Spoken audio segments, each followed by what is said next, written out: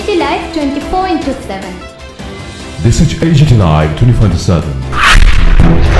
Train up down করে এই রোডে সেই জায়গায় দাঁড়িয়ে এবং এই যে দুর্গাপুর রেলওয়ে লেভেল ক্রসিং তার আছে আমার সামনে অন্তত গোটা 15 গাড়ি ছিল আমার পেছনে আমি তাকিয়ে দেখি আমার ঘুরে যাওয়ার কোনো বন্দোবস্ত নেই 64 crore 3 বছর আগে স্যাংশন হওয়া রাস্তাটি কিন্তু তার কাজ খুব দ্রুত গতিতে চলার কারণে সেটা আমার দুর্গাপুর রেলওয়ে লেভেল ক্রসিং করে যেতে হয়েছে আমি ঘড়ি ধরে এখানে পিটি থাকিলে কবে নাগাদ হবে বলে আশা করা যায় উত্তর 1 নম্বর প্রশ্নের উত্তরের সাপেক্ষে এই প্রশ্ন আসে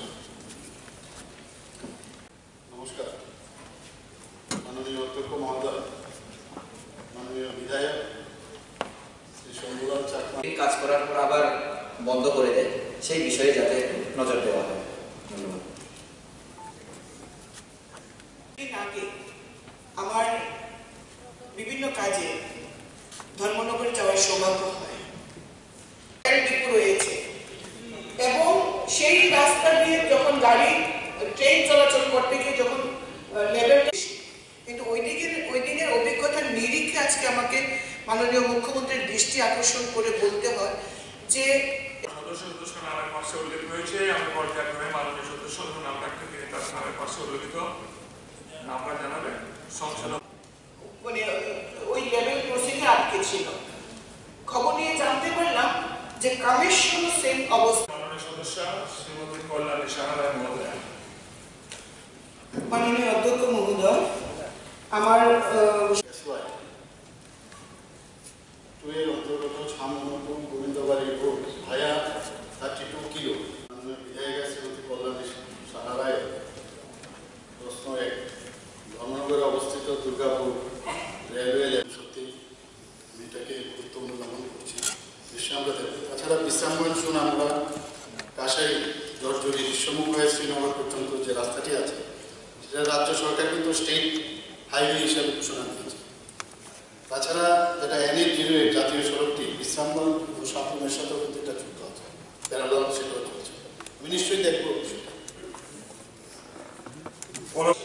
যে কারণে আমি হিসেব করে দেখেছি মানে যদি আপ ডাউন যদি আমি চিন্তা করি আগরতলা তো ধর্ম আমরা মানি না মানি যাই কিন্তু পদ্ধতি কি হি নোজ ইট উনি জানেন ভালো আমি অন্য কারা জানে না জানে সেটা চাচ্ছি না কিন্তু ভালো করে উনি বলেছেন সিস্টেমটাকে উনি বুঝে যে ভেন্টিলেট আমার কথাটা বলতে হবে আমার ওই জায়গাটা এই জায়গাটা মাননীয় মন্ত্রী শুনেছে তো আমার এই 10টার মধ্যে আমার একটা আছে এবং এবার ইকোনমিয়ার টোকেন কার্ড কেউ আনেনি এবার রয়েছে পলিসি কার্ড ঠিক আছে এখন আমার দপ্তর সঙ্গে যেটা এনেছে 14 demand number 14 Development of government policy by providing adequate assistance under natural calamities of landslide. Sir, আপনি জানেন যে প্রথমে আমি ওনার যে প্রস্তাবটা এনেছেন আমি বিরোধিতা করছি 24-25 অর্থ বছরে এই বইটা যদি দেখেন বা মূল বইটা দেখেন দেখবেন এই হেডে পাওয়ার ডিপার্টমেন্ট কোনো টাকা রাখেনি কেন রাখেনি অযথা টাকা আমি কেন রাখবো অনুমান করে সামান্য কিছু রাখা যায় কেউ রাখে আগাম বলেও দেয়নি যে এত বড় সাইক্লোন বা এত বড় ডিজাস্টার হবে সেই জন্য পাওয়ার দপ্তর কোনো টাকা রাখেনি ভালো করেছে অন্য দপ্তরে টাকা গেলে সেটা কাজে লাগাতে পারবে এই জন্য দেখবেন বাজেট একটা দেখবেন ফাইন্যান্সের কাছে প্রচুর টাকা রেখে দেয় যখন প্রয়োজন হবে যেন ডিপার্টমেন্টগুলি দিতে পারে এই খাতে পাওয়ার ডিপার্টমেন্ট কোনো টাকা রাখে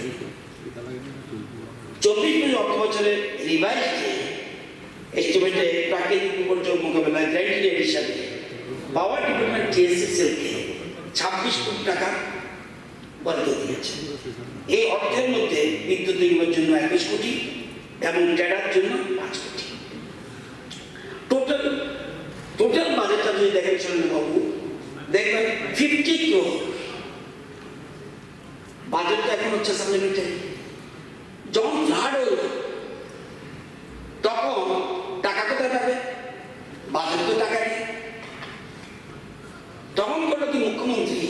সাথে সাথে ফাইন্যান্সের সাথে কথা বলে পাওয়ার ডিপার্টমেন্টকে টাকা দিয়ে দিল 50 crore। টাকা দিলে হবে না, এই টাকা পরবর্তী সময় এই হাউসে আসতে হয়, ওই অর্থ বছরের মধ্যে আসতে হয়, যাতে বেআইনি কোনো সিস্টেম না হয়। এইগুলো আইনি শুদ্ধ করার জন্য এনেছে 50 crore। দেখুন, আপনার শিক্ষিত মানুষ আমি জানি, কর্পোরেট সেক্টরে কাজও করে এসছে, খুব মজা। এগুলি আমি আপনাদের মধ্যে তো শিক্ষিত না, এগুলি কঠিন, অঙ্ক টঙ্ক সব। কিন্তু যদি বাজেটে ঢুকতে পারা যায় তাহলে রসই রস। 50 crore দেখবেন, এই পাতাটা দেখবেন 50 crore, একটু একটু একটু কর্পোরেট নাকি। আচ্ছা, এই ডিপার্টমেন্টে আরে শুনুন না, 50 crore টাকা রেখেছে কেন? 26 এখানে এই 54%-এর মধ্যে 50 crore-এর মধ্যে এসসি সাবপ্ল্যানে টাকা দিতে হবে 17%, এসটি সাবপ্ল্যানে টাকা দিতে হবে 31%। দেখবেন এই বইটাতে দেখবেন 15,50,00,000 এসটি সাবপ্ল্যান, আর এসসি সাবপ্ল্যান টাকা রেখেছে 8,50,00,000। ওই দেখবেন হিসাবটা দেখবেন 50, এটা 17%, ওইটা 31%। এই যে এসটির জন্য টাকা রাখে সাপ্লাই, এইগুলি দেখলে বোঝা যাবে যে কিভাবে ডিসিপ্লিন রয়েছে ফাইন্যান্স ডিপার্টমেন্ট কাজ করতে যাচ্ছে। তো এখানে আপনারা জানেন যে 18 আগস্ট থেকে 24 সামনে আসছে, অতি বর্ষণ এবং ভয়াবহ বন্যায় সমগ্র রাজ্য প্রভাবিত হয়। বিদ্যুৎ ক্ষেত্রে পরিষেবা ভিন্ন ঘটে।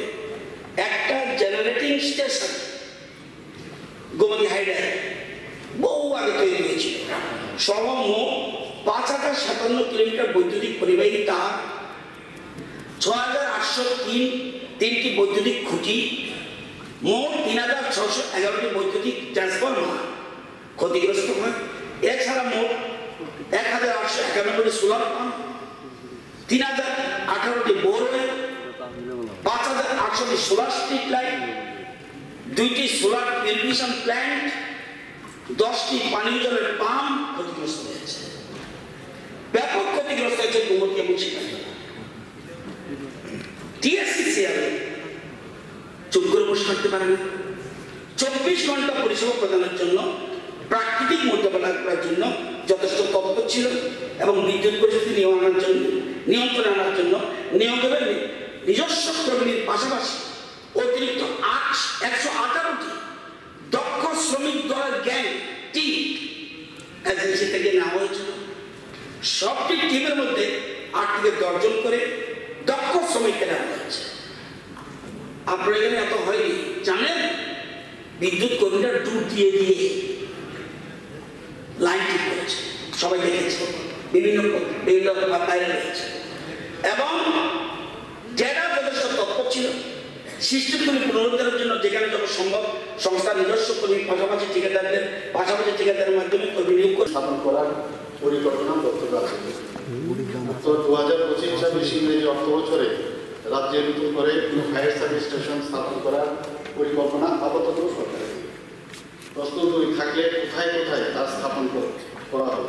উত্তর উপরে এইমাত্র আমি যেটা বললাম, 1 নম্বর প্রশ্নের উত্তরের পরিপ্রেক্ষিতে এই প্রশ্ন প্রযোজ্য নয়। থানা যাতে অ্যাসিস্ট্যান্ট এপি পিপি তাদেরকে যেন সবসময় যোগাযোগ রাখে এবং যেন দায়রা বিচার থেকে মামলা পরিচালনার সহায়তা করার জন্য এই অফিসার কিন্তু আমরা নিযুক্ত করেছি প্রতিটি থানায়। আমাদের তরফ থেকে আমরা চেষ্টা করছি যাতে কনভিকশন পাবে এবং সেইভাবে কিন্তু আমি যা বললাম তাতে কিন্তু এটা বোঝা যাচ্ছে আমরা অনেক মানে যেখানে সাজার বিষয় বলছেন, কনভিকশনের কথা বলছেন, সেই বিষয়গুলো কিন্তু সুস্পষ্ট। Expenditure of the government of Tripura during 24-25 প্রতিনিধিত্ব এই টাকা দিয়েছে। এবং প্রশ্ন হল জেনারেশন কত টাকা চেয়েছিল কল্পনা করতে পারবেন না। সব কৃষি যেমন ক্ষতি হয়েছে, বিদ্যুতের প্রচুর ক্ষতি হয়েছে। চেয়েছে কত? 7,445 কোটি। দিয়েছে কত 50। তখনই তাড়াতাড়ি পরবর্তী সময় টাকা এসছে, দিল্লি থেকেও টাকা আসছে, ভালো পরিমাণ টাকা দিয়েছে। এই যে টাকাটা জেনারেশনের জন্য কত হচ্ছে 281 কোটি, ট্রান্সপ্লান্টেশনের জন্য ট্রান্সপোর্টেশনের জন্য কত হচ্ছে 42 কোটি, ডিস্ট্রিবিউশনের জন্য কত চেয়েছে 3771। আপনি জানেন গোমতী হাইড্রোল প্রজেক্ট রিইনস্টল করতে কত লাগবে জানেন? 263 কোটি। আপনি চাইছেন যে টাকা না দিয়ে পাওয়ার সম্বন্ধে মানুষ ব্যতিগ্রস্ত হয়ে যায়, আর মানুষ আমরা যেন ক্রিটিসিজম করতে পারি। আপনি অবশ্যই এই লাইনের নাম জানেন, আপনার কয়েকদিনের ভাষণ পেছনে বোঝা গেছে আপনি একটু প্রোগ্রেসিভ, সেই আগের দিনের স্টাইলের মতো পুরো ধান দানের মধ্যে আপনি নাই। এবং শুধু এটা না, বড়মুড়া সেখানেও ল্যান্ডস্লাইডের মাধ্যমে রুকিয়া এখানে ক্ষতি হয়েছে, এবং এবং কাজগুলি কি কে করছে? বিদ্যুৎ নিগম করছে, টেন্ডার করছে, তাদেরকে টাকা দেবে না। আপনি গ্যারান্টি নিতে বাধা দিচ্ছেন 26 কোটির জন্য। শুধু এটা নয় স্যার, নিগম কি করেছে? ট্রান্সফরমারের অর্ডার দিয়েছে, অলরেডি অর্ডার প্লেস 500 কেবি 83টা ট্রান্সফরমার, 315 কেবি 75 ট্রান্সফরমার, 200 কেবি 50টা ট্রান্সফরমার, 100 কেবি 20টা ট্রান্সফরমার, এগুলির দাম 18 কোটি। Transformer oil 2 crores, DG set 2 crore, 15 MVA big size transformer, এগুলি প্রচুর টাকা দরকার। বিদ্যুৎ এমনি চলবে তো, এই জন্য টাকা চেয়েছে। আপনি কাঠ মশানা, আপনার রাইট আছে কাঠ মশানা, এটা ভালো, দপ্তরকে মনে করে দিচ্ছেন কৃষকরা যেন আরো পয়সা পায়, মুখটা পায়, এটা ভালো। মন্ত্রীরা এই জন্য নোট করে, এর মনে করার কারণে মন্ত্রীরা কিছু, এবং আমি থাকতে ওখানে তাই করেছি, ভেন্টিলেট করেছি। কিন্তু আপনার যেটা বলতে, এই প্রথম দেখেছি কনস্ট্রাকটিভ ডিসকাশন করেছে। আই নোট ইট ডাউন, যে অন্য একজন কথা বলেছে, আমি বুঝিনি what is the meaning of condition. যাই হোক, ওনার জায়গায় যাবো না আমি। তো কাঠ মোশনটা তো আমরা বন্ধ করতাম না। আমাদের মুভমেন্ট আমরা কাট করতে চান, বিজেপি নেতৃত্বাধীন যে বিপ্লবতা এবং আরবিএনপি যে সরকার, এর মুভমেন্টকে আপনি কাট করে দিতে চান, এটা মানতে পারা যায়। তো আমি জানি, সুতরাং আমারটা সবগুলোর বিরোধিতা করছি। যদি উল্টো করে নেন ভালো, না উল্টো করে একটু পরে ভোট হবে।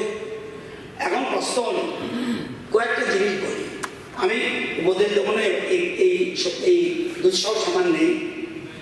সমালোচনা তখনই ফলপ্রসূ হয় যখন তার উন্নয়নের পথ দেখায়, শুধু বাধা সৃষ্টি করে না। আমাদের সরকার জনগণের সরকার জবাবদিহি সরকার, আমরা রিপ্লাই জবাবদিহি করতে বাধ্য। কোনো ভালো নীতি বিরুদ্ধে সমর্থন করা উচিত, আর ভুল নীতির বিরুদ্ধে বিকল্প সম্মান করা। আমরা কিন্তু বিকল্প বলেন, দেখবেন বইটাতে দেখবেন আপনি যে পলিসি চেঞ্জ করতে চলছেন, আপনার পলিসি কি আপনি উত্থাপন করেননি। বলতে হয় আমার মতে এটা করা উচিত, এটা বলে অল্টারনেটিভ পলিসি। বইটা পড়লে দেখবেন লেখা আছে অল্টারনেটিভ। আমি শুধু অপোজ করবো না, অল্টারনেটিভ প্রপোজাল দেবো মুখ্যমন্ত্রীর কাছে, রাজ্য সরকারের কাছে। এটা আমরা বলেননি। কেবল বিরোধিতা কাজ করে কাজ নয়, বরং বিকল্প নীতি রূপরেখা তুলে ধরা উচিত। এখানে 9টা পয়েন্টে আমি কাঠমোশন এনেছি, সেগুলি প্রত্যেকটা আলোচনাভাবে না বলে আমি একটুখানি বলছি।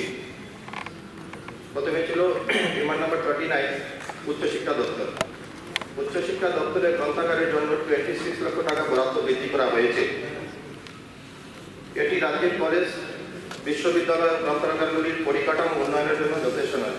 আমাদের শিক্ষার্থীরা আধুনিক সুযোগ সুবিধা থেকে বঞ্চিত হচ্ছে এবং মানসম্মত শিক্ষা পাওয়া থেকে পিছিয়ে পড়েছে। ডিমান্ড নাম্বার 39 এর আরেকটা ছিল আউটসোর্সিং। আউটসোর্সিংয়ের পরিষেবা বৃদ্ধির জন্য 145.75 লক্ষ টাকা বরাদ্দ বাড়ানো হয়েছে। এই খাতে বরাদ্দ পর্যাপ্ত না হওয়ার ফলে রাজ্য বেকার যুবক যুবতীদের কর্মসংস্থানের সুযোগ সংশোধন বন্ধ হয়ে যাচ্ছে। ইতিমধ্যে রাজ্যের বিভিন্ন দপ্তরে আউটসোর্সিংয়ের মাধ্যমে বহুমুখী যুবক যুবতী কাজ পেয়ে জীবিকা নির্ভর করছিলেন। এখন এই বরাদ্দ বাড়ানো হলে তাদের চাকরির সুযোগ সুবিধা থেকে সীমিত হয়ে যাবে, যা রাজ্যের ক্রমবর্ধমান বেকারত্বের সমস্যা আরও প্রকট করে তুলবে।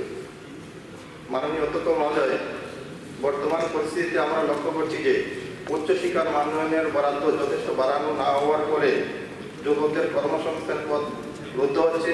এই ক্ষেত্রে বরাদ্দ বৃদ্ধির প্রয়োজন ছিল আরও বেশি করে। আমার সুপারিশ হচ্ছে উচ্চশিক্ষা গ্রন্থাগারের জন্য বরাদ্দ বাড়িয়ে আধুনিক পরিকাঠামো গড়ে তোলার ব্যবস্থা করতে হবে। আউটসোর্সিং পরিষেবার জন্য পূর্বের বরাদ্দ পুনঃস্থাপন করে বেকার যুবকদের জন্য কর্মসংস্থানের সুযোগ সৃষ্টি করতে হবে। যদি এই বরাদ্দ সংশোধন করা না হয় তবে রাজ্যের উচ্চশিক্ষার মানের অবনতি ঘটবে এবং যুব সমাজ আরও হতাশায় নিমজ্জিত হবে। 2 নম্বর ছিল demand number 51, drinking water and sanitary. পানীয় জল এবং স্যানিটারি খাতে বরাদ্দ বৃদ্ধি। পানীয় জল সংকট। আমরা জানি শহরাঞ্চলে পানীয় জলের সমস্যা তীব্র আকার ধারণ করছে। ধলাই, উত্তর পশ্চিম ত্রিপুরার বিভিন্ন শহরাঞ্চলে নিয়মিত জল সরবরাহ ব্যাহত হচ্ছে। তবুও বরাদ্দের পরিমাণ বৃদ্ধির পরেও বাস্তব পরিস্থিতির কোনো পরিবর্তন লক্ষ্য করা যাচ্ছে না। শহরাঞ্চলে বহু জল সরবরাহ প্রকল্প দেরি হচ্ছে। বিভিন্ন এলাকায় পাইপলাইন বসানোর কাজ থেমে রয়েছে। অনেক জায়গায় কাজ অসম্পূর্ণ অবস্থায় পড়ে রয়েছে। বরাদ্দ বাড়ানো হলেও এই প্রকল্পগুলি যথাযথ তদারকি ও নির্ধারিত সময়ের মধ্যে সম্পন্ন করার কোনো পরিকল্পনা নেই। আমরা লক্ষ্য করছি শহরাঞ্চলে সাধারণ মানুষের পানীয় জলের জন্য প্রতিদিন লড়াই করতে হচ্ছে। নারীরা দূরবর্তী স্থান থেকে জল আনতে বাধ্য হচ্ছেন। শহরের বিভিন্ন বস্তি এলাকায় নিয়মিত জল সরবরাহ করা হচ্ছে না।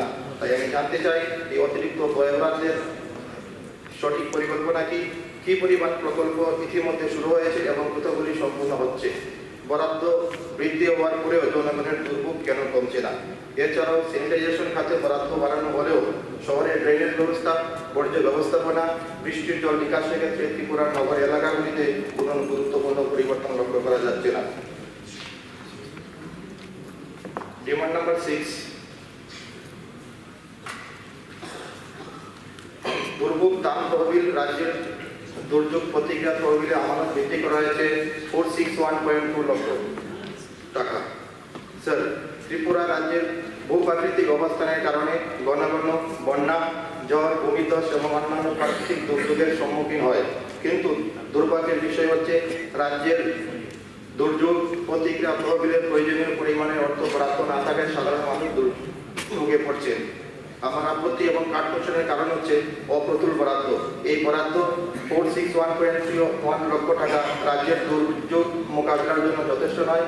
বিগত কয়েক বছরে রাজ্যের যে বন্যা এবং ঝড়ের প্রকোপ বৃদ্ধি পেয়েছে তার তুলনায় এটা অপ্রতুল। দুর্যোগ তহবিলের অর্থ সঠিকভাবে ক্ষতিগ্রস্তদের হাতে পৌঁছাচ্ছে না। দুর্যোগের পর অনেক গ্রামাঞ্চলে ক্ষতিগ্রস্ত কৃষক এবং গৃহহীন পরিবার যথাযথ সাহায্য পাচ্ছেন না। বরাদ্দকৃত অর্থের সঠিক ব্যবস্থাপনা এবং হিসাবের স্বচ্ছতা নেই। রাজ্যের দুর্যোগ ব্যবস্থাপনার অবকাঠামো এখনো দুর্বল। দুর্যোগ প্রতিরোধ, ক্ষয়ক্ষতি কমানোর জন্য প্রয়োজনীয় আধুনিক প্রযুক্তি, জনসচেতনতা, প্রশিক্ষণের অভাব রয়েছে। বরাদ্দকৃত অর্থ একদিকে খরচ করা হচ্ছে না, যার ফলে দুর্যোগ পরবর্তী পুনর্বাসনে দেরি হচ্ছে।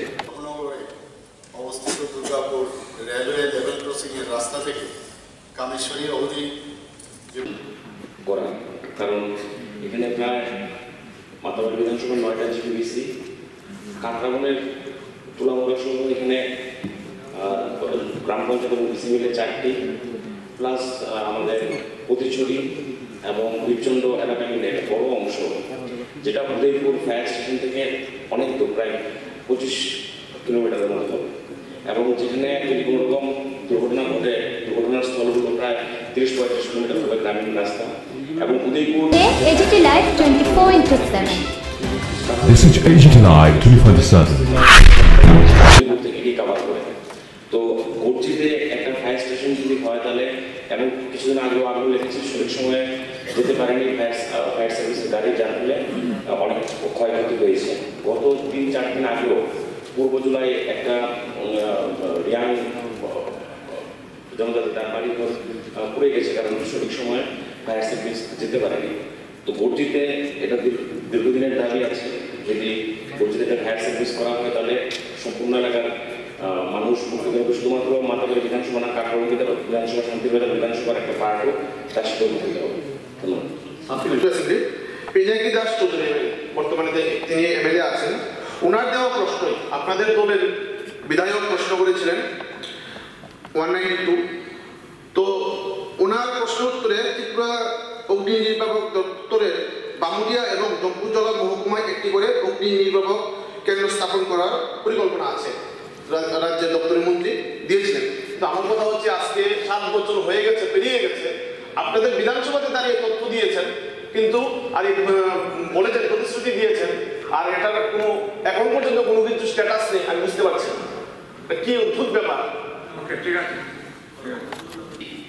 ক্রিমিনাল এবং সিভিলে 60.8% স্যার আমাদের ডিসপোজিটে, এবং সুপ্রিম কোর্টে according to last today's data, supreme court last ইয়ারে sir out of 55,453 cases, Supreme Court 3,463 civil, 1,990 cases in criminal disposal.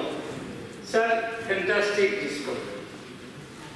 এখানে মাননীয় মুখ্যমন্ত্রী তথা স্বরাষ্ট্র এবং আইনমন্ত্রী উনি আজ থেকে আমার মনে হয় 1 বছর আগে বলেছিলেন যে ইনক্রিজ করা হবে। এখানে যে 29% বলেছে তার মধ্যে স্যার ড্রাগ এডিক্টেড সেই ভক্কর চক্কর এগুলি পানিশমেন্ট। অ্যাকচুয়ালি মার্ডার, রেপ এবং বিভিন্নভাবে বড় বড় ক্রাইমের বিচারটা দীর্ঘায়িত। আর মুখ্যমন্ত্রী মহোদয় বলেছিলেন যে এখন যেভাবে বলছেন উনি তো সুন্দরভাবে বলেন, আমরাও শুনি, কিন্তু কাজটা কত দূর হচ্ছে আমি জানি না।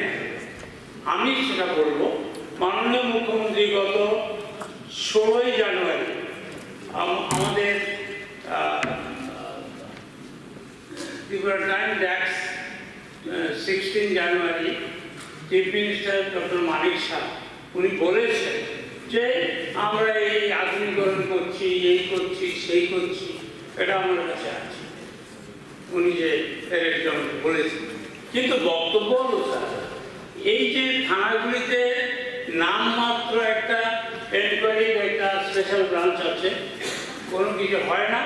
আর স্যার বাহুবলী একটা সিনেমা দেখেছি, খুব ভালো, এটা সাউথে হয়েছে, কিন্তু ত্রিপুরাতে বাহুবলী বেড়ে গেছে।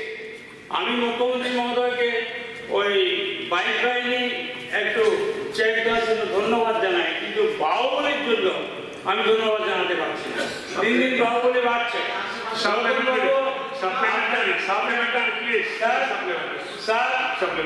আমি একটা বলি, আপনার জায়গাতে আসছি স্যার, এটা রিলেভেন্ট।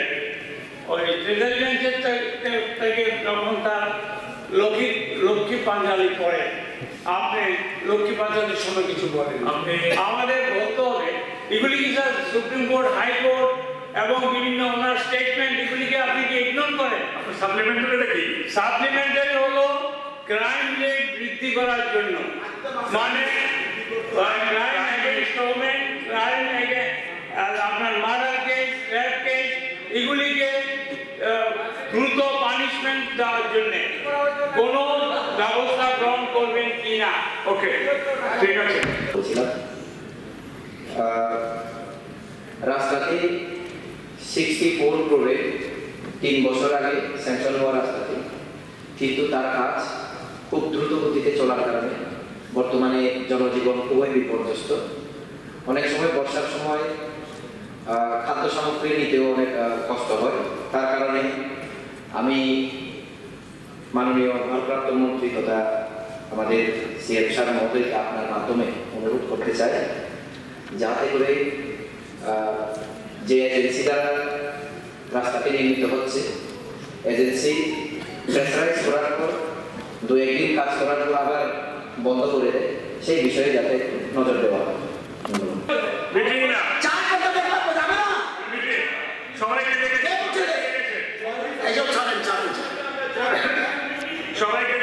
আমরা এত উস্কি দিয়ে পত্রিকার সাথে ডিফারেন্স করানো যাবে না তো। এই যে শুনুন, প্রভোগ করবেন না,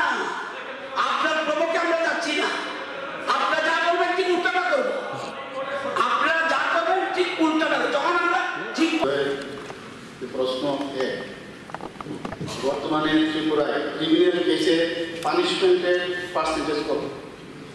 উত্তর 2024 ইংরেজি সনের তথ্য মতে ত্রিপুরায় ক্রিমিনাল কেসে পানিশমেন্টের শতকরা হার 29.80%।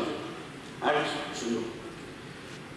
প্রস্তুত পানিশমেন্টের হার বৃদ্ধির লক্ষ্যে আরক্ষা দপ্তরের প্রত্যেক থানাগুলোতে স্পেশাল প্রসিকিউশন সেল করার কোনো পরিকল্পনা রয়েছে?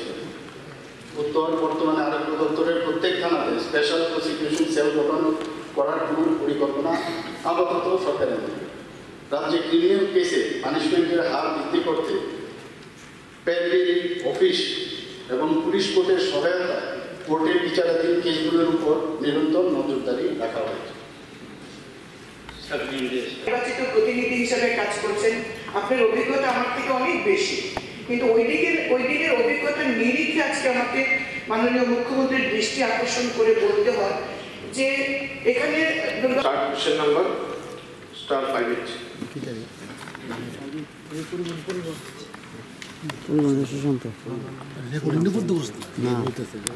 মাননীয় অধ্যক্ষ মহোদয়, মাননীয় বিধায়ক শ্রী যদি উঠে থাকে কি হলো? কি হবে? অসত্য কে বলছে? আপনার বাড়িতে যেতে পারবেন না, বাড়িতে যেতে পারবেন, যে কোনো বাড়িতে যেতে পারবেন। কে বলছে যেতে পারবেন? স্পিকার রেকমেন্ড বাড়ি যেতে পারবে না। কোন জায়গায়? আর অসত্য পত্রিকা যে কোনো বাড়িতে যেতে অসত্য পারবেন। পত্রিকা তো আমরা ও কি হলো? আরে বলছে তো যেতে পারবে। বলুন চাপানে আপনার এখানে কি হলো? বলুন যে পত্রিকাগুলো অসত্য। আরে কি বলছেন?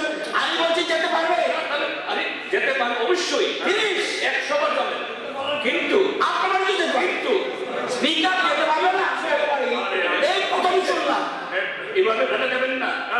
রিপোর্টকে উঠেছে পত্রিকা কথা কিনি তো না। এখন 2018-এর পর থেকে যে সরকার চলছে, ডাবল ইঞ্জিনের সরকার, আমরা বলি গর্বের সঙ্গে, বিরোধীরা সমালোচনা।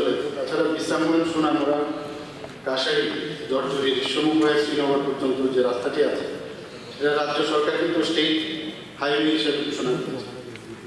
তাছাড়া এটা NH-0 জাতীয় সড়কটি বিশ্রামগঞ্জ ও সাবরুমের সাথেও কিন্তু এটা যুক্ত আছে, প্যারালাল সেটাও চলছে।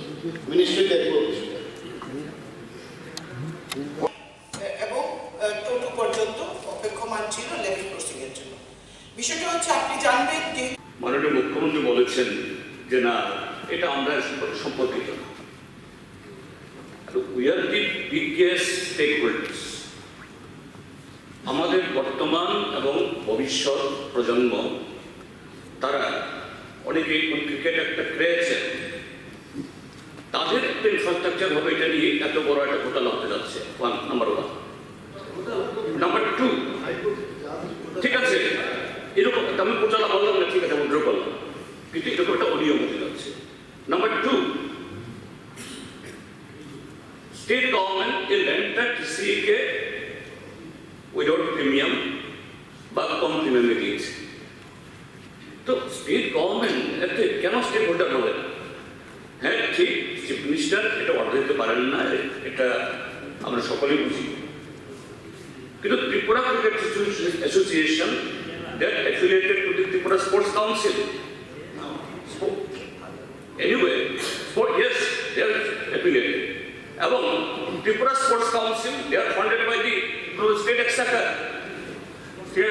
সেরকম ভাবে এই PCA-কে, ঠিক আছে চিফ মিনিস্টার পারেন না, সরকার পারেন না, কিন্তু অন্যভাবে এটা অত্যন্ত গুরুত্বপূর্ণ। ওকে ঠিক আছে, একদিকে হলো বহুদিন চলে গেল, তারপরে হলো কিভাবে যদি চলে যায় ওটা আমরা শুনলাম।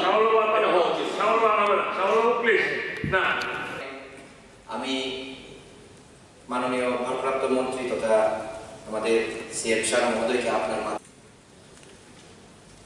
সাধারণত গোবিন্দবাড়ির রাস্তা আমি এর আগেও 2 বার কোথাও আপনি গেলেন, হঠাৎ করে বলে স্যার একটা ফটো তুলুন, কে মুখটা চিনিও নাই, ফটো তুলুন। এরপর দেখা যায় সোশ্যাল মিডিয়ার মধ্যে গোল করে বলে আরে একটা এরকম, মানে আমি জানি না আমার মনে নেই কি বিষয়। আমি বলছি কনভিক্টেড কিনা, এগুলো তো এখন সোশ্যাল মিডিয়ার দৌলতে প্রকৃত হয়। আমি কি প্রথমে আমার সাথে ফটো তুলতে গেলে আগে তোমার সার্টিফিকেট নিয়ে আসো, তোমার CBR রিপোর্ট নিয়ে আসো, SB রিপোর্ট নিয়ে আসো, লোকাল থানার রিপোর্ট নিয়ে আসো। কারোর বাড়িতে গেলে আগে বলতে জিজ্ঞেস করতে হবে আপনার বাড়ির মধ্যে কোনো কেস আছে কিনা, কনভিক্টেড কিনা। মুশকিল। দেখা গেল যে কনভিক্টেড তার ভাইয়ের সাথে আমার ভালো রিলেশন, তার সাথে কোনো সমস্যা, আমাকে নিয়ন্ত্রণ করেছে।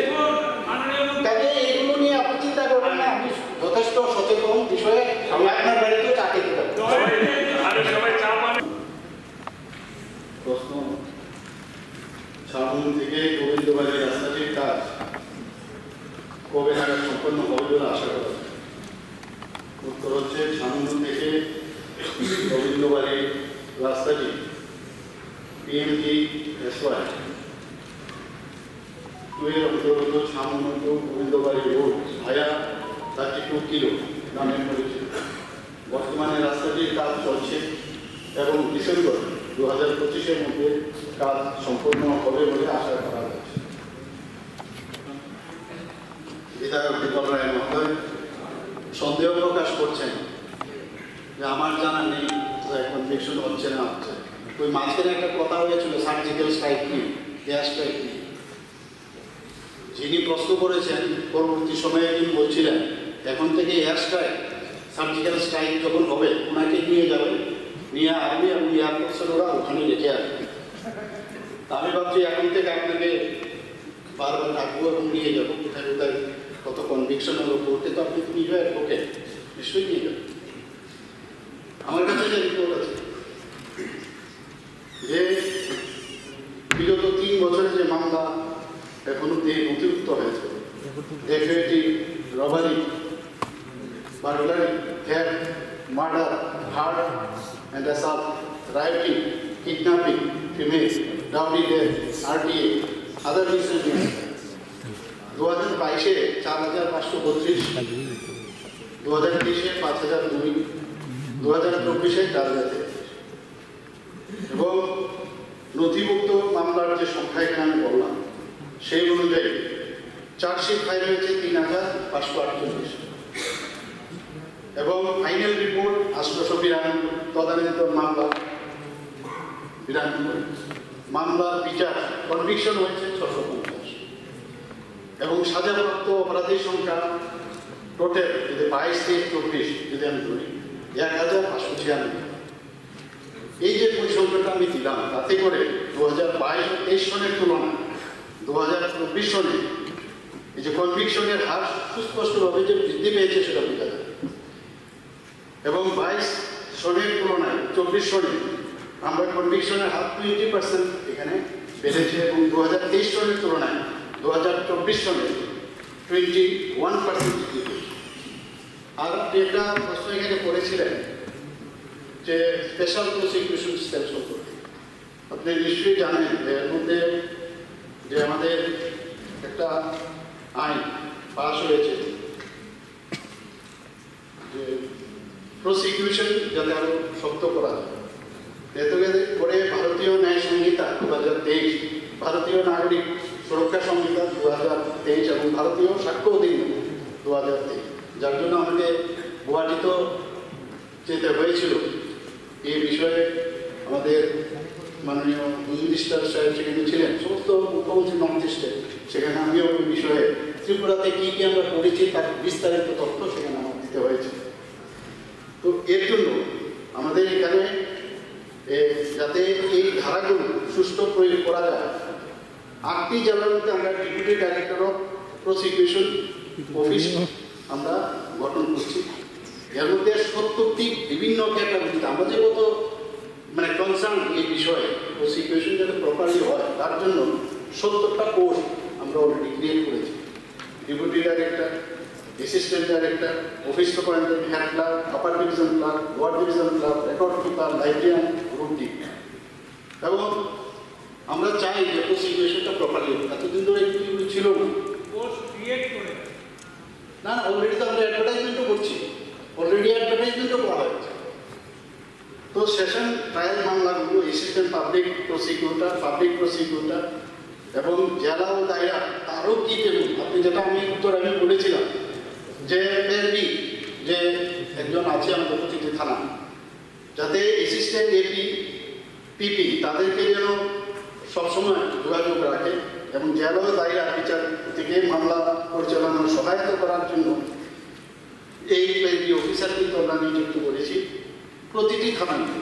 আমাদের তরফ থেকে আমরা চেষ্টা করছি যাতে কনভিকশন বাড়ে এবং সেইভাবে কিন্তু আমি যা বললাম তাতে কিন্তু এটা বোঝা যাচ্ছে যে আমরা অনেক মানে যেখানে সাজার বিষয় বলছেন কনভিকশনের কথা বলছেন সেই বিষয়গুলো সুস্পষ্ট। করে তিনটা আছে তহসিল আছে, একটা হলো মতিনগর, একটা হলো বক্সনগর, একটা হলো ভেলুয়ারচর। তো তাই ভেলুয়ারচরের যে তহসিলটা এবং বক্সনগর তহসিল থেকে সোনামুড়া যে রেভিনিউ সার্কেলটার দূরত্ব প্রায় 40 কিলোমিটার। তো তাই বক্সনগরে যদি একটা রেভিনিউ সার্কেল করা হয় তাহলে বক্সনগরের মানুষ অত্যন্ত উপকৃত হবে। তাই আপনার মাধ্যমে মাননীয় দপ্তরের মন্ত্রী মহোদয় অর্থাৎ ত্রিপুরার জনপ্রিয় মুখ্যমন্ত্রীকে আমি অনুরোধ করব বক্সনগরের মধ্যে যেন একটা রেভিনিউ সার্কেল করা হয়। ধন্যবাদ স্যার। মাননীয় অধ্যক্ষ মহোদয়, আমরা সবাই জানি যে 2011 সালে রাজ্যের জেলা ও মহকুমাগুলি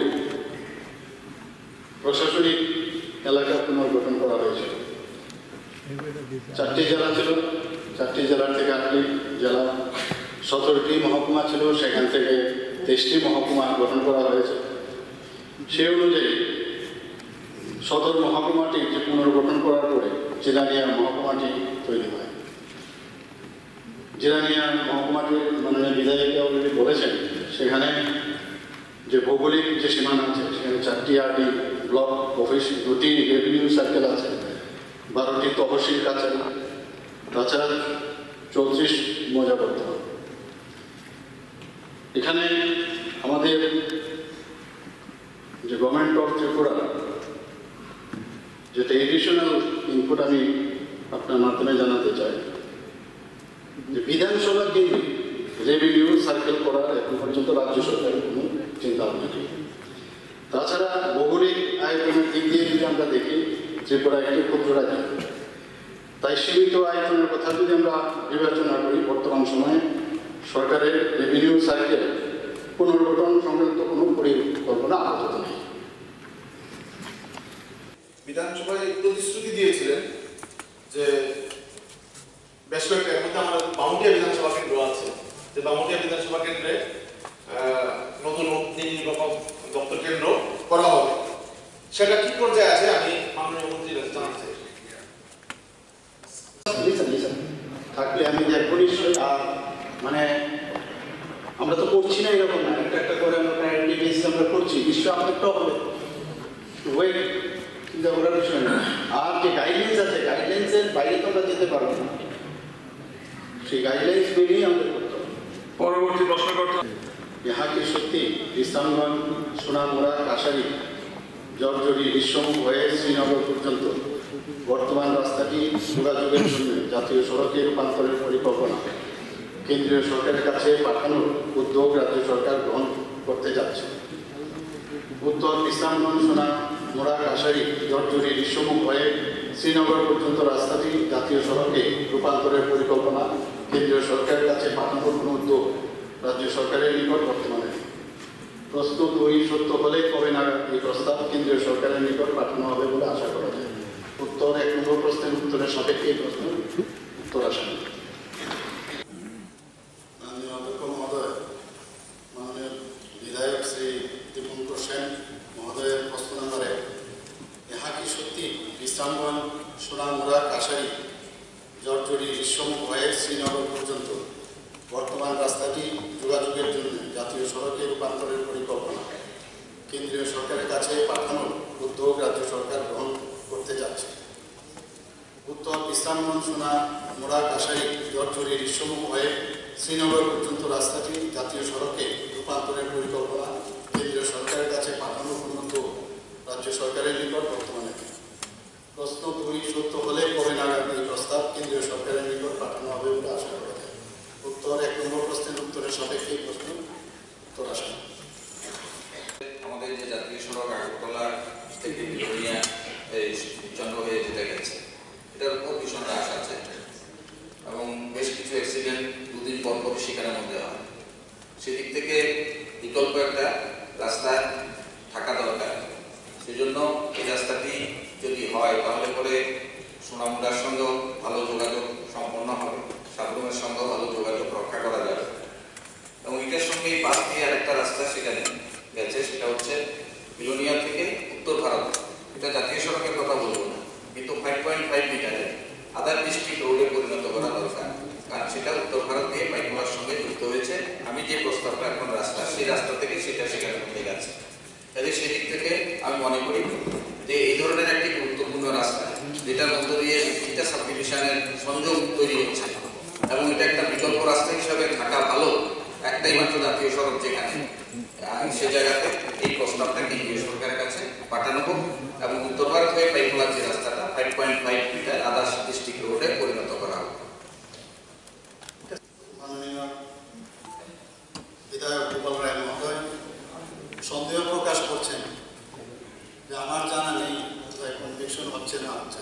ওই মাঝখানে একটা কথা হয়েছিল সার্জিক্যাল স্ট্রাইক নিয়ে, এয়ার স্ট্রাইক নিয়ে। যিনি প্রশ্ন করেছেন পরবর্তী সময়ে তিনি বলছিলেন এখন থেকে এয়ার স্ট্রাইক, সার্জিক্যাল স্ট্রাইক যখন হবে ওনাকে নিয়ে যাবে, নিয়ে আর্মি এবং এয়ারফোর্সের ওরা ওখানে রেখে আসবে। আমি ভাবছি এখন থেকে আপনাকে বারবার ডাকবো এবং নিয়ে যাবো, কোথায় কোথায় কত কনভিকশন হলো করতে, তো আপনি তো নিজে ওকে নিশ্চয়ই নিয়ে যাবো। আমার কাছে যে রিপোর্ট আছে যে বিগত 3 বছরে যে মামলা এখন অব্দি নথিভুক্ত হয়েছে, dacoity, robbery, burglary, theft, murder, hurt and assault, rioting, kidnapping, female, dowry death, RTA, other miscellaneous. 2022-এ 4532, 2023-এ 5002, 2024-এ 4033। এবং নথিভুক্ত মামলার যে সংখ্যা এখানে আমি বললাম সেই অনুযায়ী চার্জশিট ফাইল হয়েছে 3548, এবং ফাইনাল রিপোর্ট 892, তদানীন্তন মামলা 92, মামলার বিচার কনভিকশন হয়েছে 650, এবং সাজাপ্রাপ্ত অপরাধীর সংখ্যা টোটাল যদি 22, 23, 24 যদি আমি ধরি 1596। এই যে পরিসংখ্যানটা আমি দিলাম তাতে করে 2022 ও 23 সনের তুলনায় 2024 সনে এই যে কনভিকশনের হার সুস্পষ্টভাবে যে বৃদ্ধি পেয়েছে সেটা বোঝা যায়। এবং 22 সনের তুলনায় 24 সনে আমরা কনভিকশনের হার 20% এখানে বেড়েছে, এবং 2023 সনের তুলনায় 2024 সনে 21% বৃদ্ধি পেয়েছে। আর আপনি একটা প্রশ্ন এখানে করেছিলেন যে স্পেশাল প্রসিকিউশন সেল সম্পর্কে।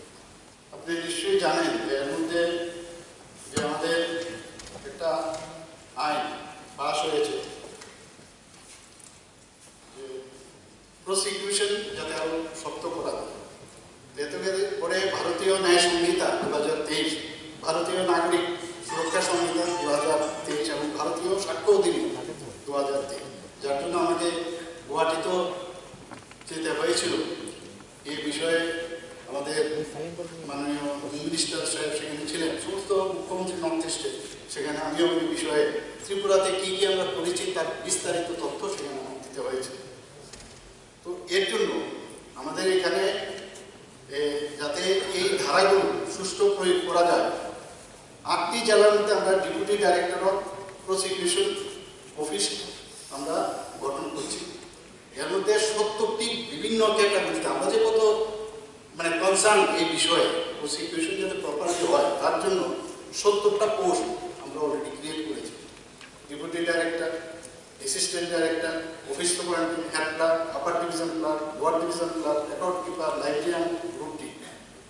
এবং আমরা চাই যে প্রসিকিউশনটা প্রপারলি, এতদিন ধরে কিন্তু ছিল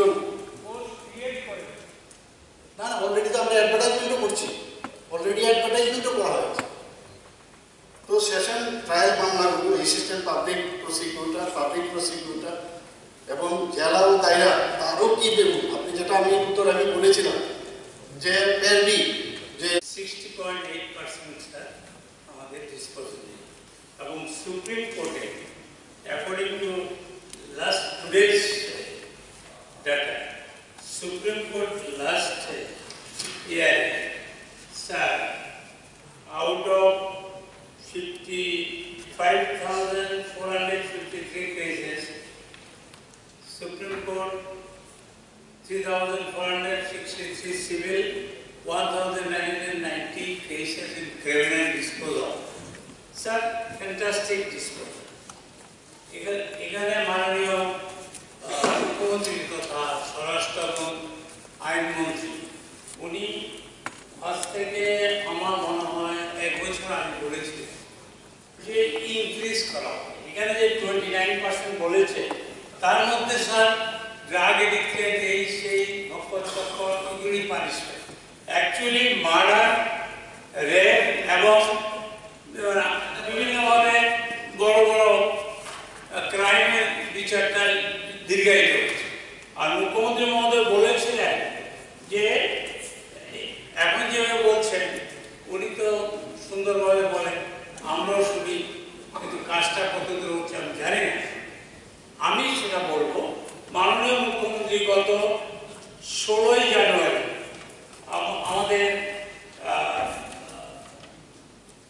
ত্রিপুরা টাইম ড্যাক্স 16 জানুয়ারি চিফ মিনিস্টার ডক্টর মানিক শাহ উনি বলেছেন যে আমরা এই আধুনিকরণ করছি, এই করছি, সেই করছি, এটা আমার কাছে আছে।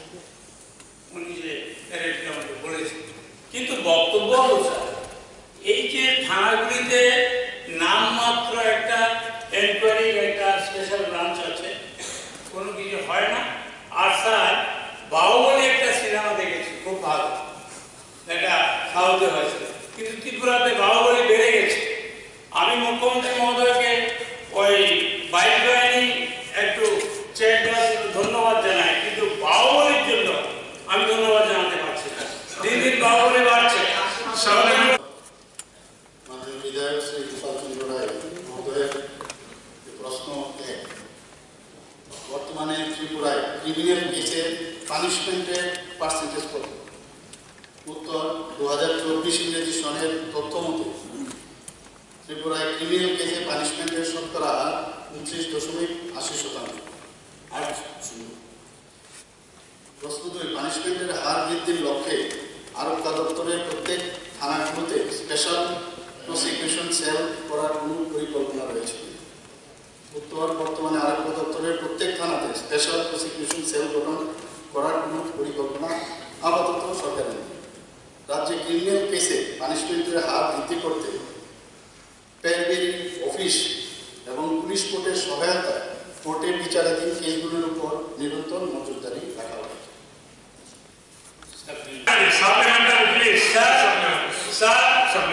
আমি একটা বলি, আপনি যারা আসছি স্যার, এটা রিলেভেন্ট। ওই প্রেসিডেন্টের থেকে যখন তার লক্ষ্মী পাঞ্জাবি পড়ে, আপনি লক্ষ্মী পাঞ্জাবির সময় কিছু বলেন, আমাদের বলতে হবে এগুলি কি স্যার সুপ্রিম কোর্ট, হাইকোর্ট এবং বিভিন্ন ওনার স্টেটমেন্ট, এগুলিকে আপনি কি ইগনোর করেন? সাপ্লিমেন্টারি কি? সাপ্লিমেন্টারি হলো ক্রাইম রেট বৃদ্ধি করার জন্য, মানে আপনার মার্ডার কেস, রেপ কেস, এগুলিকে দ্রুত পানিশমেন্ট দেওয়ার জন্য কোনো ব্যবস্থা গ্রহণ করবেন কিনা? ওকে, ঠিক আছে।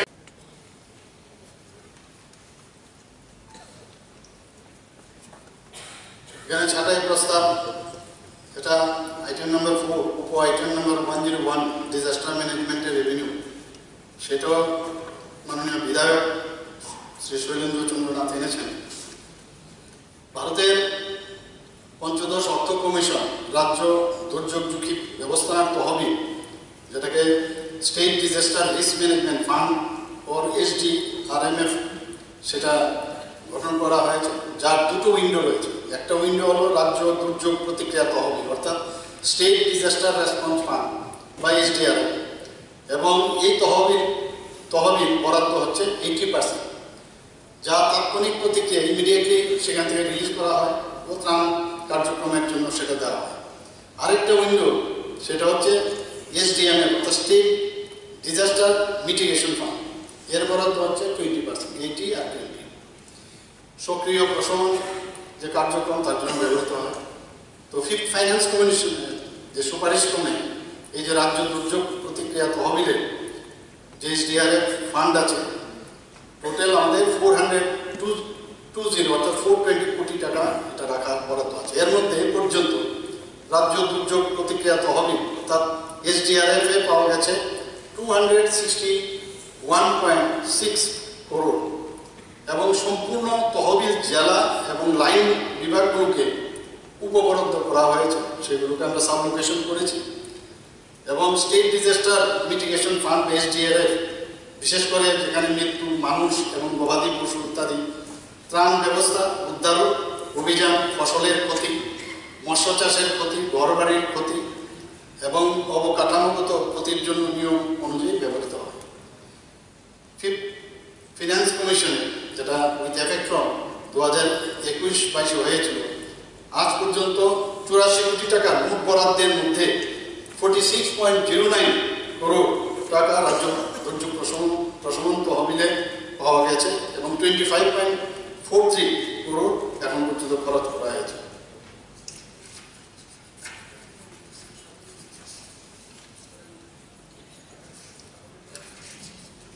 মোটামুটি তো একই ব্যাপার সবগুলো। আমাদের দেশকে যখন বলা হয় আগ্রারিয়ান, আমরা আগ্রারিয়ান কেন বলি আমরা? কারণ যে স্বাধীনতার এত বছর বাদেও, স্বাধীনতার প্রাক্কালেও বা স্বাধীনতার এই একদম জন্মলগ্নে তখনও আমাদের দেশের জিডিপির মোর দেন 50%, প্রায় 60% এটা আসতো ফ্রম দি এগ্রিকালচার। অর্থাৎ দেশের তখনকার অর্থনীতির যোগান এগ্রিকালচার থেকে বেশি ইন্ডাস্ট্রি ছিল না, সম্পদ থাকবে। আর এই এগ্রিকালচার থেকে মোর দেন 80% তাদের জীবন জীবিকা, তার উপরে ভিত্তি করেই আমাদের দেশের মানুষের দুবেলা মানে খাওয়া দাওয়া সবটা চলত।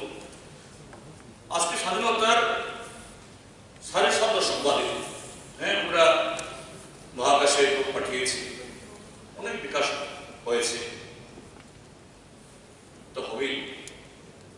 কিন্তু ডিপেন্ডেন্স আপন the primary sector, agrarian sector, in terms of our number of population, তখনও যা ছিল আজকেও প্রায় সেটা, তখন একটু বেশি, মোর দেন 80%, এখন মোর দেন 70%। অর্থাৎ এই এগ্রিকালচার থেকে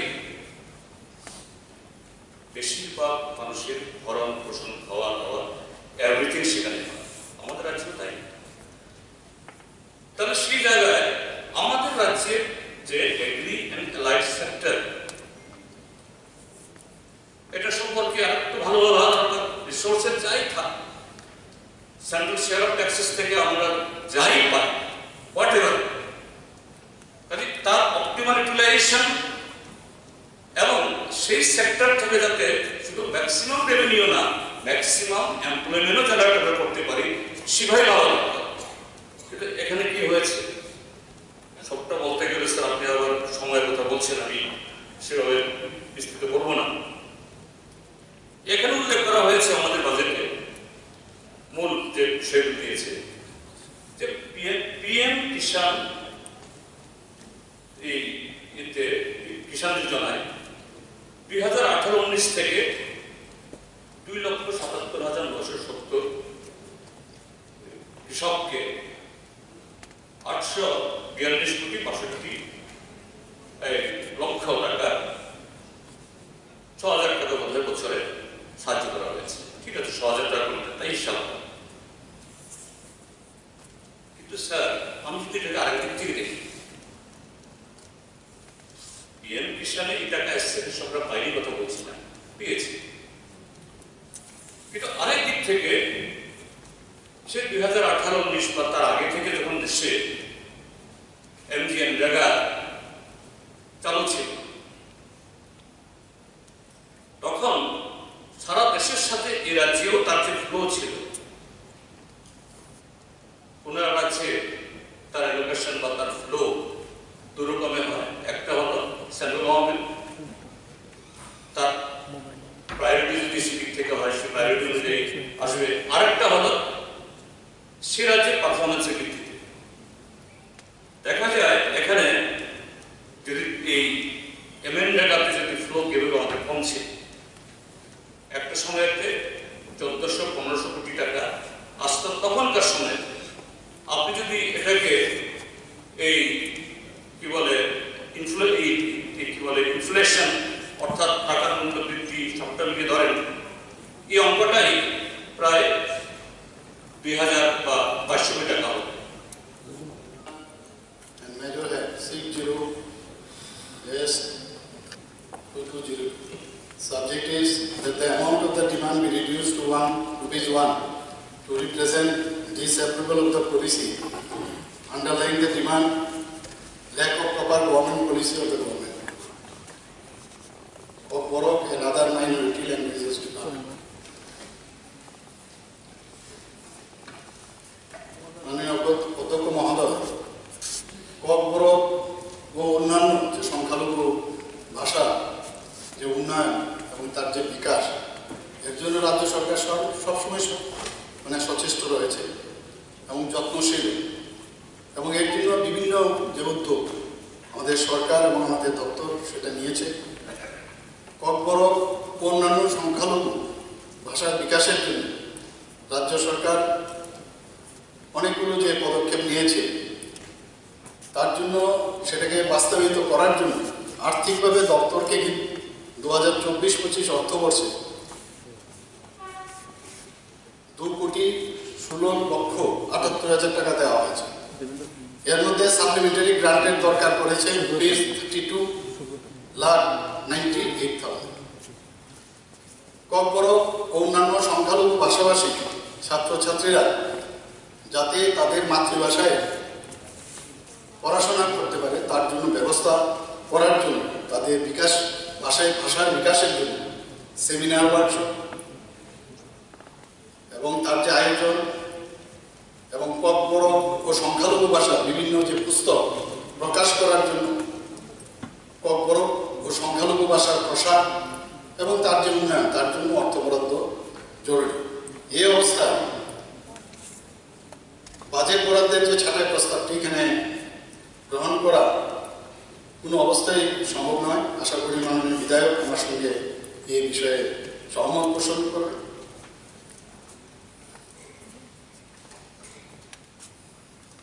অবশ্যই প্রথমে একটা ধন্যবাদ দেব যে গত দুটা বাজেটে শুনেছি, অন্তত এই বাজেটে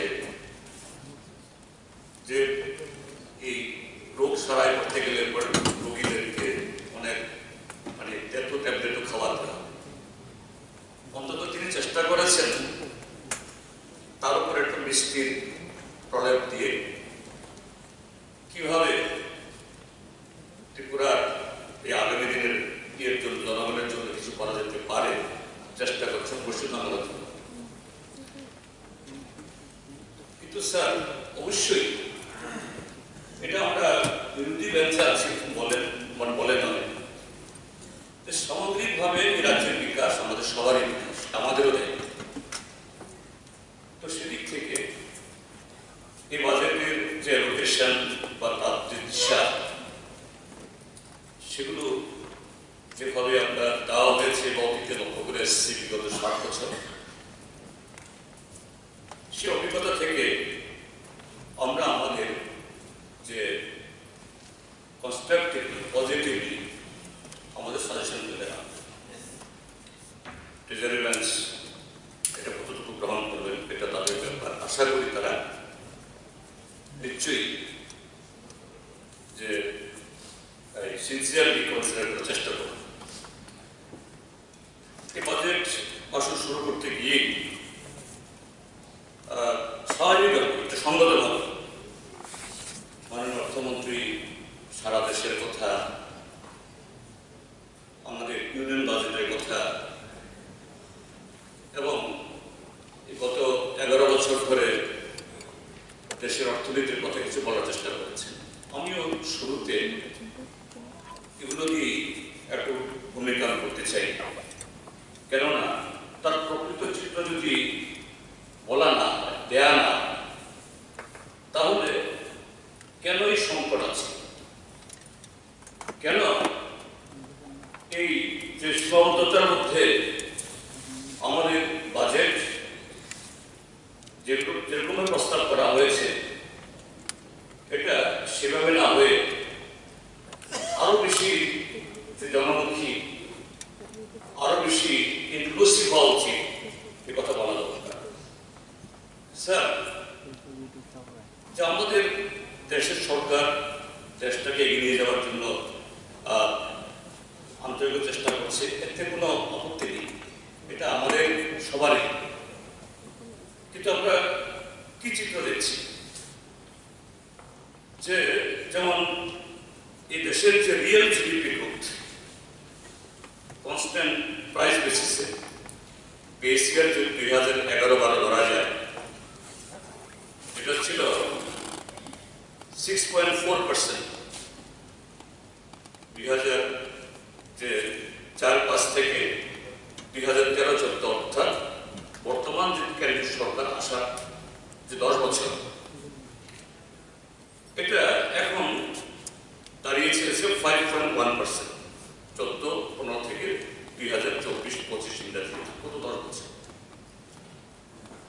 তো এখন যেরকম ভাবে বিকশিত ভারত করার চিন্তা ইত্যাদি বলা হচ্ছে, যদি পেস অফ গ্রোথ এটা বিগত দরপত্রে নেমে যায়, স্বাভাবিকভাবেই অনেক বড় বড় প্রচার হতে পারে, রেয়ারিং হতে পারে, কিন্তু বাস্তবে তার প্রতিফলন যে হচ্ছে না, এটা আমরা বহু ক্ষেত্রে দেখছি। যেমন যে বিশেষ বিশেষ ক্ষেত্রগুলি যেখানে এই ডেভেলপমেন্ট সিনারি তার সেক্টর পারফরমেন্সগুলো অত্যন্ত নৈরাশ্যজনক। যেমন Why I am very fictitious is because of the fact মাননীয় মুখ্যমন্ত্রী, আপনি ইউর ড্রিম প্রজেক্ট সিএম মধ্যে আপনি একটা প্রেসিডেন্ট ছিলেন, তার জন্য আপনাকে আমি ওয়াকিবল করতে চাই টু ইন্টারভিউ।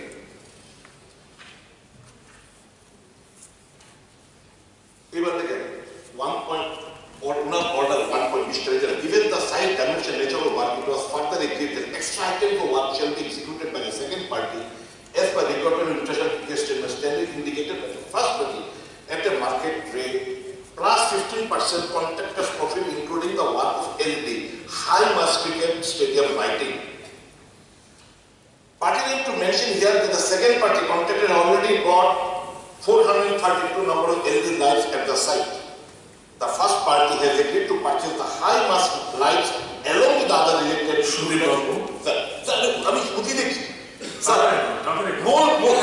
মূল জিনিস, মূল যে সব টেন্ডারটা হয়েছিল, ওয়ার্ক অর্ডার যে সময় হয়েছিল, তখনও তো এই হাই মাস ছিল, তখন যে হ্যালোজেন বাল্ব, হ্যালোজেন লাইট, এখন যে হ্যালোজেন, তাহলে হ্যালোজেন বাল্ব মতো তাকে দেওয়ার কথা, তাহলে যে এলইডি লাইটের টাকাটা, হ্যালোজেন লাইটের টাকাটা তো মাইনাস দিব না, যেটা বাদ দিয়ে এই যে হাই মাস হ্যালোজেন লাইটের ঝুলাই রাখা হয়, তো এই হাই মাসের মধ্যেই তো হাই মাস যে সব এটা স্ট্যান্ডার্ড আপনি দিয়ে দিন না মুখ্যমন্ত্রীকে সরকার। না না শুনুন স্যার, আজকে চেকটা পেমেন্ট হয়ে যাইতেছে, হোম পার্সেন্ট মোবাইল আগুন আন্ডারে কোনো বাড়ি তো ফায়ার এক্সটিংগুইশার রাখতে বলে যাদের বাড়িতে কোনো সময় আগুন ধরলে তাকে সব পুরো প্লিজ অপ্রাসঙ্গিক না না I am humanity about the submission please I am trying to public money it is public money এবং it is the duty of opposition of the ministry to কাম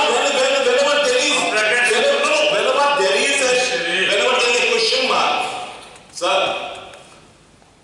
এর আগে 13 কোটি টাকার মধ্যে 13 কোটি টাকার মধ্যে 2019 সালে 13 কোটি 4.96 বাদ ছিল, বাকি টাকা এসকেলেশনে দেওয়া হয়েছিল। তো 19 টাকা এই চুক্তি 28 কোটি টাকা এসকেলেশন, 2019 সালে 13 কোটি টাকা এসকেলেশন, এর মধ্যে 4.96 করোড় রুপি দেওয়া হয়েছিল। এখন আমার বক্তব্য স্যার, আমি মাননীয় মুখ্যমন্ত্রী জিনিসটা জানেন, প্লিজ তড়িঘড়ি করে টিসিএর মিটিং শুনেন স্যার, টিসিএর মিটিং তড়িঘড়ি করে টিসিএর রুলস কি 21 দিন আর স্পেশাল সার্ভিস 10 দিন, 20 তারিখ মিটিং আগে 2 দিনের মিটিং ছিল, একদিনের মধ্যে এই যে এটা কোলাবোরেট করে এই অর্ডারটা পাস করে দেবে, টাকাটা কত টিসিএর তারা হলে গেল না, চেকটা কত তাড়াতাড়ি হ্যান্ড ওভার করে দেবে sir. of the public. We all are accountable. Okay. এখন কেউ যদি টাকা আত্মসাৎ করে, এখন স্যাটিসফাইড? উনি তো এখনই How am I to be satisfied? এখনই ওই ঝাড়খণ্ড নিতে পারবে না, তদন্ত করে দেখতে। আমি অনুরোধ করবো মাননীয় মুখ্যমন্ত্রীর টাকা যেন আজকে না দেন, এপ্রিলে দরকার আমার আমি অর্ডার রেখেছিলাম টিসিএ শুড ফাইল। ঠিক আছে, এবার আপনি স্টপ করুন, আপনি কি করবেন সেটা দরকার নেই। মাননীয় মুখ্যমন্ত্রী যিনি প্রেসিডেন্ট, তিনি very close friend of your, that's what I am telling, that's why I wanted to do it and you took a valuable interview involved with the TC. আমার কথা হচ্ছে এই টিসিএ যেন এই অর্ডারের এগেইনস্টে আপিল করে এবং এটা ড্র্যাগিং করে নিয়ে এসেছে, এটা হচ্ছে ছেড়ে না, এটা তো আপনি বলেছেন অনেক কথা দিব। এখন যদি মনে হয় আমাদের কি করে, গভর্নমেন্টের কি করা, আর মুখ্যমন্ত্রীর এখতিয়ার আছে তো, উনি ওনার এখতিয়ার। ফিশারিজ এবং ইয়ার আমি এখানে বেশি বলবো না, শুধু একটাই বলবো, এর আগেও সম্ভবত গেল এই ফাইন্যান্সিয়াল ইয়ারে আমি তুলেছিলাম আমাদের রাজ্যে ফিশ ব্রিডিং এর জন্য বা পিসিকালচারের জন্য ছোট ছোট সমস্ত জলাশয়, সবচেয়ে বড় জলাশয় হলো আমাদের তম্বুর যে জলাশয়, ওটা একটা প্রাইভেট কোম্পানি এসে লিস্ট আউট হয়ে গেল বেশ কয়েক বছরের জন্য। আমি ধন্যবাদ জানাচ্ছি ফিশারি মিনিস্টারকে, তিনি সমন পরদিন না তারপর দিন জবাব দিয়েছেন। আমি খবর নিয়েছি, বলছি যে এটা যেহেতু এডিসি কে হ্যান্ড ওভার করে দেওয়া হয়েছে, এডিসি এই বিশাখাপত্তনমের কোনো একটা কোম্পানির সাথে করে তাদেরকে দিয়ে দিয়েছে। ঠিক আছে, ADC also ours and state also exists. ADC কাজটা করেছে, এটা কোনো অন্যায় কিছু না, কিন্তু এত বড় জলাশয়, এত বড় তার পটেনশিয়াল, এটা কি শর্তে কিভাবে ওখানে গেলে পেশাদার শোনা যায় যে না, সেখানে সে কোম্পানিটা নানাভাবে তাদের উপরে প্রতিবন্ধকতা তৈরি করছে। তো এই জায়গাতে এগ্রিকালচার বা রাজ্যের তার কোনো ভূমিকা থাকবে না। আমি হস্তমের কথা বলছি না, এডিসিকে সহযোগিতা করার জন্য। এবং এরকম একটা বিশাল একটা লেক ফিশারি হতে পারে, চলে গেল, ফিশারি ডিপার্টমেন্ট জানলোই না। কাজেই বিষয়গুলো আমি বলছি দেখার জন্য আবারও, কেননা তাহলে আমাদের যে এই মৎস্য উৎপাদনে সরবরাহটা হওয়া, অবশ্যই অন্য উদ্যোগ সেখানে নেওয়া দরকার। আমাদের বহু জলাশয় এখনো আছে, ঠিক সেরকম অপটিমালি আমরা হারভেস্ট করতে পারছি না, করা দরকার, কিন্তু পাশাপাশি এটাকে এইভাবে দেখলে তো হবে। স্যার, যে গ্রোথ বা ডেভেলপমেন্ট, বিকাশ যে কোনো দেশের বা রাজ্যে শুধু ক্যাপিটাল ইনভেস্টমেন্ট, কিছু ইনফ্রাস্ট্রাকচার তৈরি করে দিলাম, এটা দিয়ে সাফাইস করে না। ইনক্লুসিভ গ্রোথ যদি হয়, infrastructurally, socially, culturally, from all aspects, human resource development ইত্যাদি সবটা মিলিয়ে। তো সেই ক্ষেত্রে education, primary education, secondary education, higher education, technical education সবটা ইম্পর্টেন্ট। এবং আমাদের দেশ আজকে আমরা কেন পিছিয়ে পড়ছি, এটা বড় বড় পণ্ডিতরা বিভিন্ন কলাম লেখেন, তারা বলছেন যে আমাদের সিলেবাসগুলোই এমনভাবে তৈরি হচ্ছে, এটা জব ওরিয়েন্টেড না, শুধু ডিগ্রি ওরিয়েন্টেড। ডিগ্রি বিয়ের বাজারে জামাই লেখাপড়া কত আছে, কি কি ডিগ্রি আছে, হ্যাঁ একটা সময়ের প্রয়োজন ছিল, কিন্তু এই ডিগ্রি দিয়ে কোনো কাজ পাওয়া যায় না। সরকারি কাজ তো পাওয়া যায়ই না, বেসরকারি কাজও পাওয়া যায় না। আজকে এই যে মাল্টিটাস্কিং কি জানি একটা শব্দ হয়েছে, একটা ক্লাস 4-এর চাকরি,